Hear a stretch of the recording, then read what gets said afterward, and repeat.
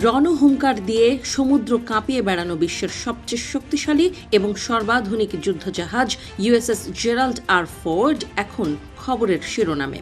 তবে কোনো যুদ্ধের জয় নয়, বরং নিজের ভেতরেই জ্বলে ওঠা এক বিধ্বংসী আগুনের ক্ষত নিয়ে এখন গ্রিসের ক্রিট দ্বীপের দিকে পা বাড়িয়েছে এই দানবীয় রণতরী। লোহিত সাগরের উত্তপ্ত পরিস্থিতিতে অপারেশন এপিক ফিউরির মাঝপথে এমন অঘটন থমকে দিয়েছে মার্কিন নৌবাহিনীর আভিজাত্যকে।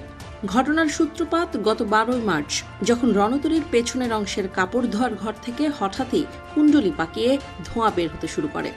মুহূর্তের মধ্যেই সেই ধোঁয়া গ্রাস করে নেয় জাহাজের বিশাল এলাকা। যে জাহাজটি শত্রুর ক্ষেপণাস্ত্র রুখে দিতে সক্ষম, সেটিকেই কয়েক ঘন্টা ধরে লড়াই করতে হলো নিজের ভেতরের আগুনের সাথে। পরিস্থিতি এমন পর্যায়ে পৌঁছায় যে কয়েকশো নাবিককে দ্রুত সরিয়ে নিতে বাধ্য হয় কর্তৃপক্ষ। ক্লিংকার বেশি থাকলে সিমেন্ট বেশি খাঁটি। আনোয়ার সিমেন্ট। আগুনের তাণ্ডবে প্রাণহানি না ঘটলেও আহত হয়েছেন অনেক নাবিক। প্রায় 200 জনেরও বেশি নৌসেনাকে ধোঁয়ার কারণে অসুস্থ হয়ে চিকিৎসা নিতে হয়েছে। এমনকি একজনের অবস্থা এতটাই গুরুতর ছিল যে তাকে হেলিকপ্টারে করে মাঝ সমুদ্র থেকে সরিয়ে নিতে হয়। আগুন নিভে গেলেও রেখে গেছে ধ্বংসের চিহ্ন। নাবিকদের থাকার জায়গা বসবাসের অনুপযোগী হয়ে পড়েছে।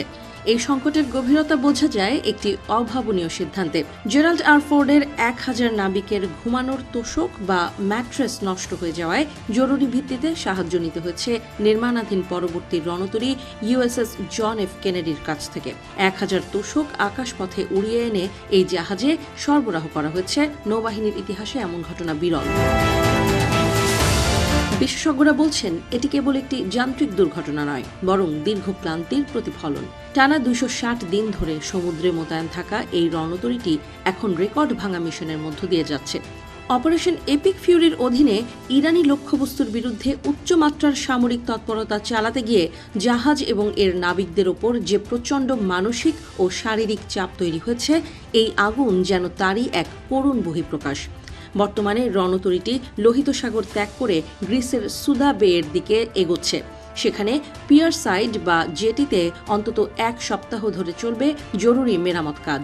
যদিও জাহাজের ইঞ্জিন বা প্রোপালশন সিস্টেম অক্ষত আছে, তবুও ধোঁয়ায় ক্ষতিগ্রস্ত বিশাল এলাকাগুলো পরিষ্কার করা এবং পুনরায় ব্যবহারের যোগ্য করে তোলা প্রকৌশলীদের জন্য বিশাল চ্যালেঞ্জ হয়ে দাঁড়িয়েছে। পেন্টাগন এবং মার্কিন পঞ্চম নৌবহরের পক্ষ থেকে জানানো হয়েছে, তদন্ত শুরু হয়েছে। খুব দ্রুতই জাহাজটিকে পুনরায় রণক্ষেত্রে ফিরিয়ে আনা হবে। তাদের দাবি, এই দুর্ঘটনা মার্কিন নৌবাহিনীর মনোবলে কোনো ফাটল ধরাতে পারেনি। তবে সামরিক বিশ্লেষকরা মনে করছেন, এই বিরতি লোহিত সাগরের ভূ রাজনৈতিক সমীকরণে মার্কিন উপস্থিতিকে সাময়িকভাবে হলেও দুর্বল করতে পারে।